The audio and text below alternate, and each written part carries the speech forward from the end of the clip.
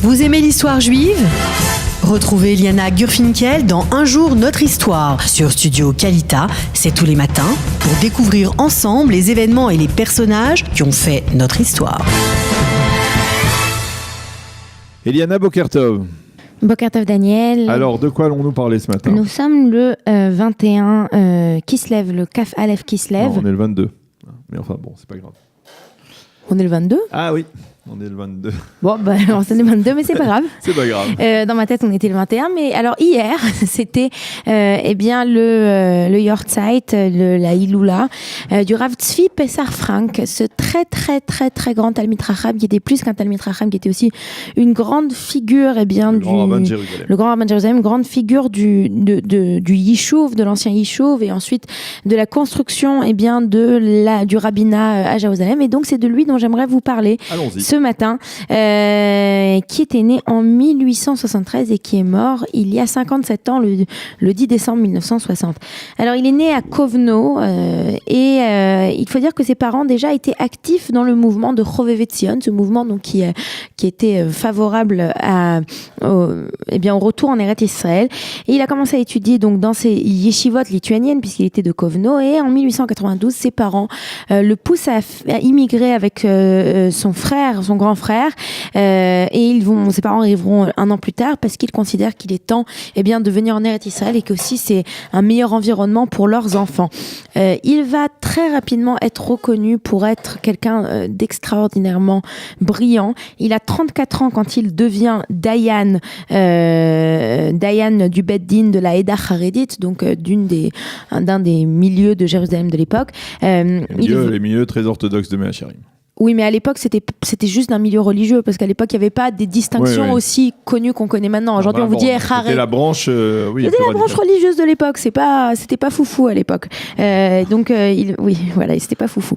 Il va être. Dire quoi ? Ça veut dire que maintenant. Non, ça veut dire que maintenant, quand on vous dit les Haredim, ce sont les Haredim très extrémistes avec les chapeaux noirs. À l'époque, quand on était religieux, on allait étudier chez les rabbins. Les rabbins, ils avaient des chapeaux noirs. C'était pas la fin du monde. Bon. Vous êtes d'accord ou vous êtes pas d'accord ? Pas tout à fait, mais enfin, on va voir. On en parlera une autre fois. Et donc.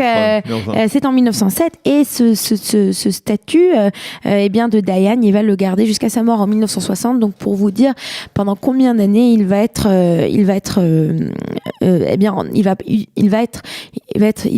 avoir des positions très importantes pour prendre des décisions. Il va être un décisionnaire très important. Et c'est lui aussi qui dès la fin de la Première Guerre mondiale, quand les Britanniques arrivent en Eretz Israël, les Britanniques vont essayer d'instaurer au départ l'équivalent de ce qu'on pourrait appeler le rabbinat, comme le rabbinat en France, donc de mettre en place un grand rabbin de Jérusalem. Et c'est lui, le Rav Tzvi Pessar Frank, qui va tout faire pour que ça soit le Rav Kook, que le Rav Kook devienne le premier grand rabbin d'Israël, de Palestine à l'époque. Et c'est ce qui va se réaliser. Il était connu de tous les milieux. Il était très proche du Rav Avraham Yitzhak Kook, sinon il n'aurait pas essayé de le faire ramener. Regardez, on peut voir cette image. Je ne sais pas si elle a été montrée déjà des deux ensemble. Il a extrêmement, il était reconnu par tous comme étant un rabbin proche de tous. Voilà. Il a été aussi particulièrement connu puisqu'il a pris des décisions à l'Afrique qui sont restées dans les mémoires. La première décision qui est très importante, qui ne vous touche pas, Daniel, mais qui nous touche nous aux Ashkenazim, où il a expliqué que les dérivés des kitniot peuvent être utilisés à Pessah. Tout a commencé avec de l'huile de coton. C'était tout un débat. Bon. Voilà, on est sauvés pour nous Ashkenazim.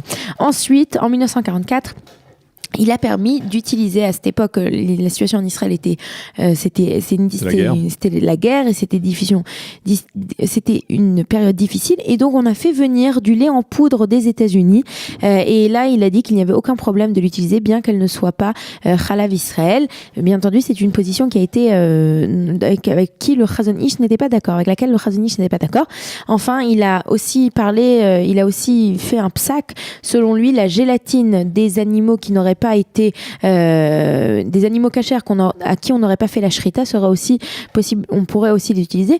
Et c'est lui aussi qui a permis, alors ça c'est important aussi, de créer un hérouve à Manhattan, donc à New York. C'est lui qui avait donné son feu vert au Rav qui lui avait demandé à l'époque pour le faire.